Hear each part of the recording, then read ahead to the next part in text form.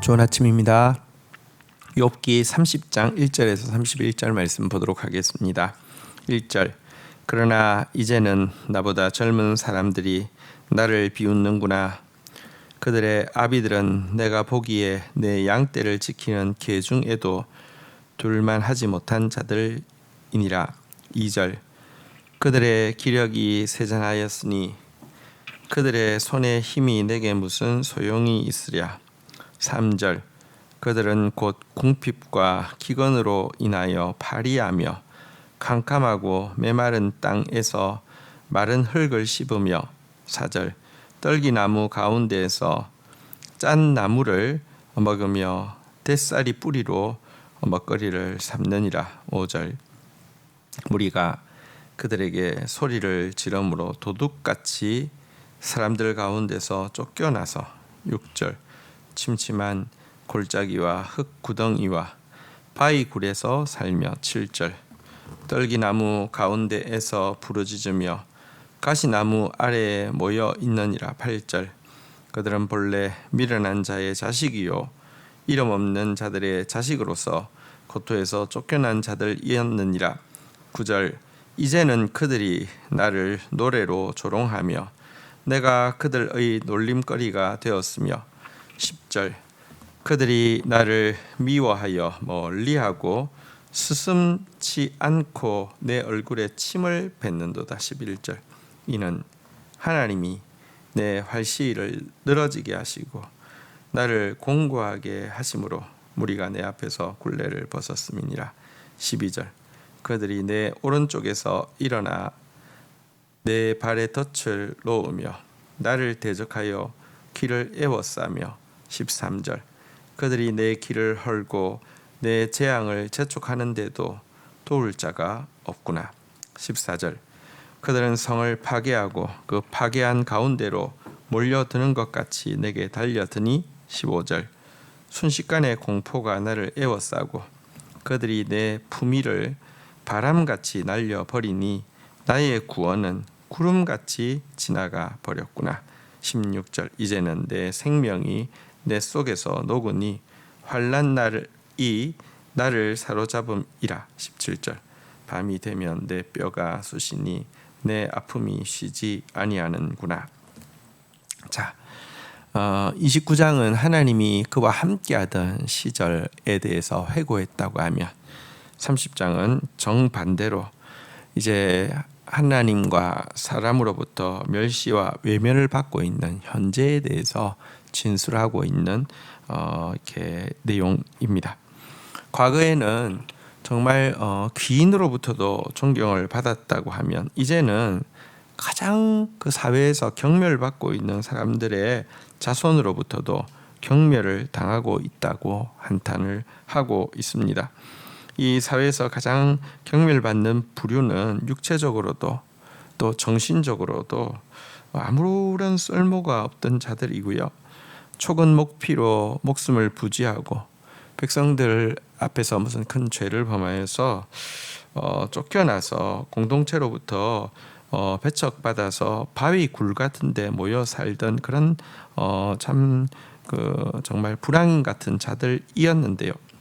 이제는 그들이 노래를 지어서 욥을 조롱하고 멀리서 욥의 얼굴만 보여도 달려와서 얼굴에다가 스승치 않고 침을 뱉는 그런 대우를 지금 받고 있다, 이렇게 이야기하고 있습니다. 그리고 왜 이런 대우를 받게 되었는지에 대해서 욥은요, 하나님께서 자기에게 주셨던 힘과 자기에게 주셨던 권위의 줄을 마치 활시가 풀리듯이 풀어놓아 버렸기 때문이라고 이야기합니다. 활시가 당겨져 있으면 힘도 있고요, 뭣도 있는데 이게 풀려져 있으면 아무짝에도 쓸모가 없잖아요. 하나님께서 그렇게 자기를 한순간에 바꾸어 놓으셨다라고 이야기하고 있습니다. 여러분, 하나님께서 우리의 활시를 풀어버리시면요, 지금 우리가 가지고 있는 힘과 권위가 아무리 큰 것이라 할지라도 한순간에 사라지게 된다는 사실을 기억해야 합니다.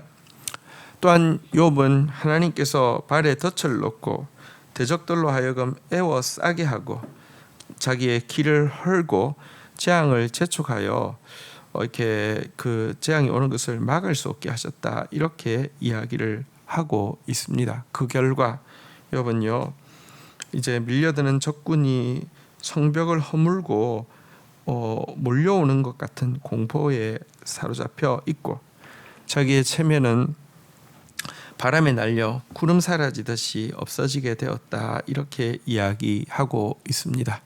그리고 이와 같은 환난 앞에서 자기 생명도 사그라지고 있고 밤마다 뼛속까지 고통으로 말미암아 떨고 있다, 이렇게 이야기하고 있는데요. 욥이 한순간에 바뀐 처지에서 당하고 있는 이 고통이 얼마나 큰 것인지, 사람으로부터 받고 있는 고통, 또 하나님께서 자기를 완전히 그냥 활시를 풀어버리고 정말 그 아예 표적으로 삼고 모든 재앙을 테스트하는 것 같은 이런 상황에 처해 있다고 하면 그 고통이 얼마나 클지 가히 상상하기가 어려운 것을 우리가 간접적으로 읽으면서 더 느끼게 됩니다. 자, 18절부터 보도록 하겠습니다.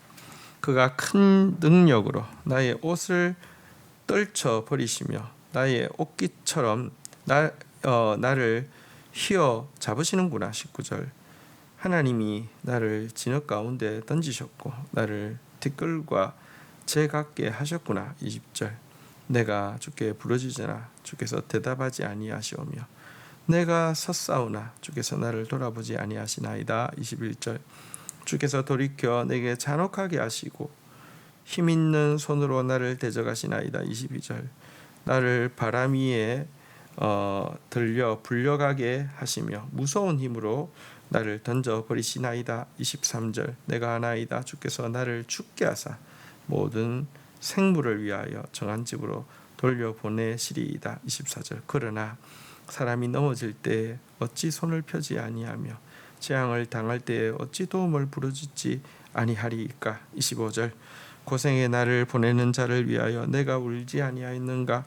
빈궁한 자를 위하여 내 마음이 근심하지 아니하였는가. 26절. 내가 복을 바랐더니 화가 왔고 광명을 기다렸더니 흑암이 왔구나. 27절. 내 마음이 들끓어 고요함이 없구나. 환난 날이 내게 임하였구나. 28절. 나는 햇빛에 쬐지 않고도 검어진 피부를 가지고 걸으며 회중 가운데 서서 도움을 부르짖고 있느니라. 29절. 나는 이리의 형제요 타조의 벗이로구나. 30절. 나를 덮고 있는 피부는 검어졌고 내 뼈는 열기로 말미암아 탔구나. 31절. 내 수금은 통곡이 되었고 내 피리는 애곡이 되었구나. 자, 욥은 지금 당하고 있는 고통 중에 가장 큰 고통이 하나님과의 관계에서 하나님으로 말미암은 것임을 정확하게 인지하고 있습니다. 하나님께서 강한 손으로 그의 옷을 움켜잡고 그를 티끌과 재처럼 진흙 가운데 던져버리셨다라고 탄식을 하고 있습니다.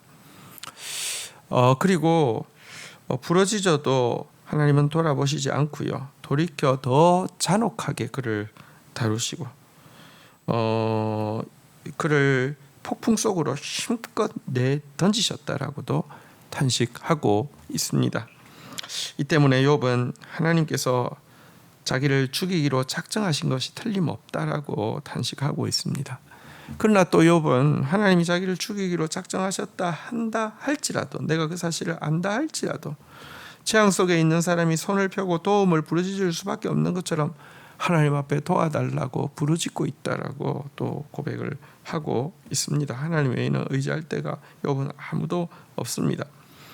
이어서 자기가 과거에 힘이 있을 때에 고생하는 자들의 손을 잡아준 것, 또 그들을 도와준 것을 상기시키면서 또 하나님께서 힘을 주셨을 뿐만 아니라 정의를 행하게 하셨으므로 말미암아 자기에게는 행복과 광명만 있을 것이라고 생각했던 순간을 잠시 회고하면서 이제는 그 정반대로 환난과 번민과 의문만 들끓고 있다라고 탄식하고 있습니다.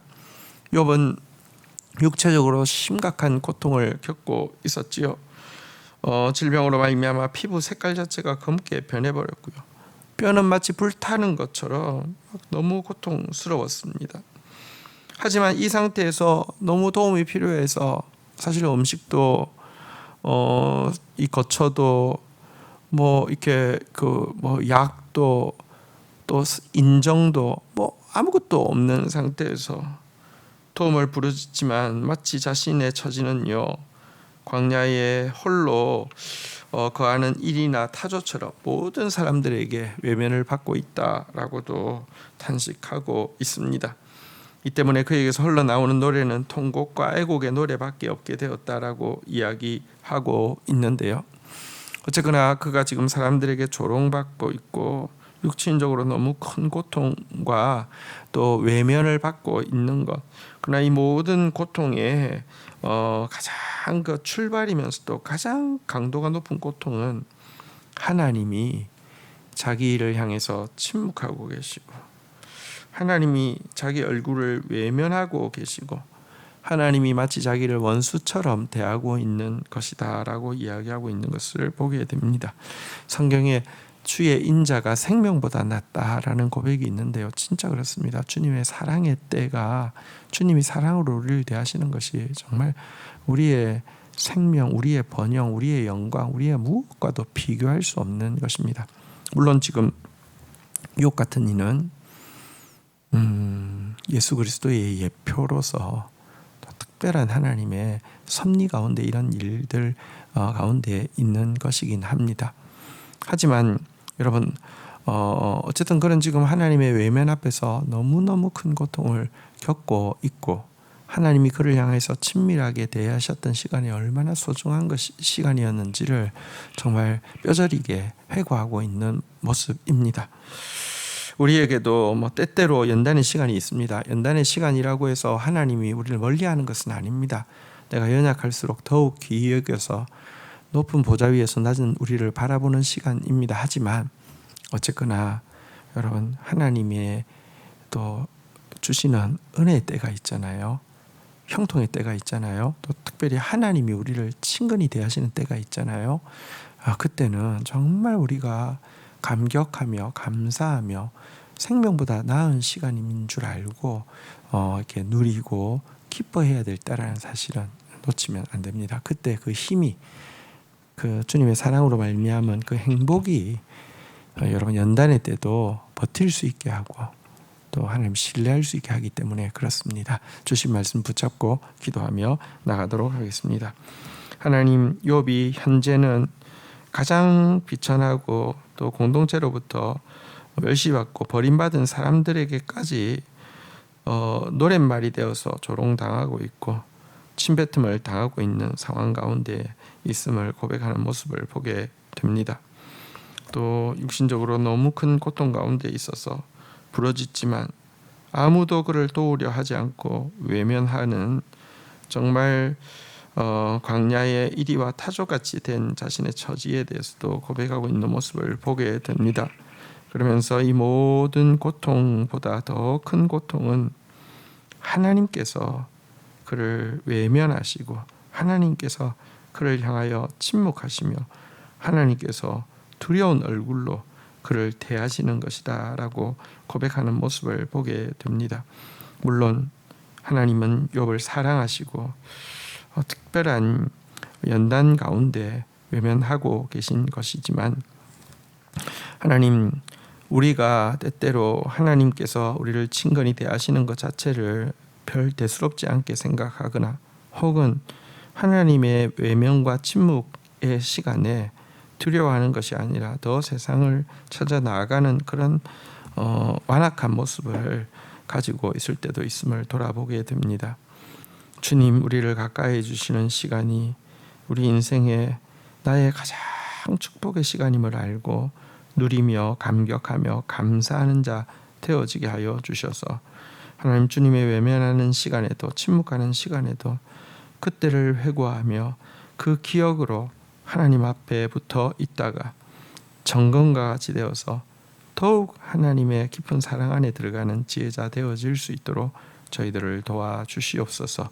예수 그리스도의 이름으로 기도 올립니다. 아멘.